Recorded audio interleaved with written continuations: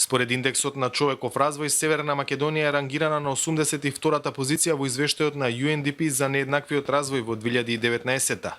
Иако има напредок во изминатиот период, ова место е меѓу најслабите во регионот ако се има предвид дека Словенија е на 24-та позиција, Грција на 32-та, Хрватска на 46-та, Црна Гора и Бугарија на 52-та, Србија на 63-та, Албанија на 69-та, а Босна и Херцеговина е на 75-то место.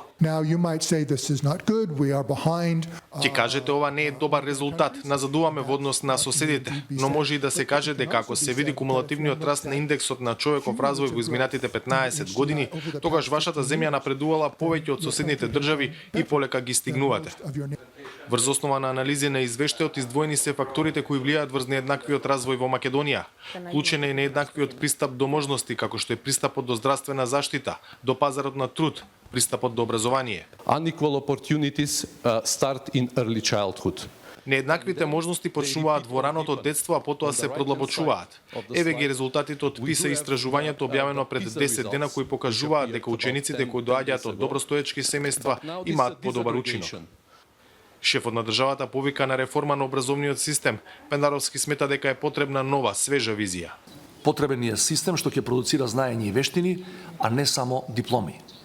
Почитувани присутни, доколку наскоро не преземеме сериозни чекови во оваа насока, наместо да ја воведеме Северна Македонија меѓу најразвиените европски држави, ние ќе се сведеме на извозник на млада и релативно ефтина работна сила.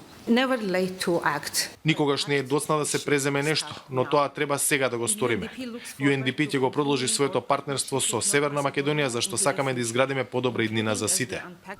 Во овој извештај Македонија е групирана во така наречените региони во развој и е само од неколкуте европски држави во друштво на земји од Азија, Африка, Латинска Америка, Блискиот Исток.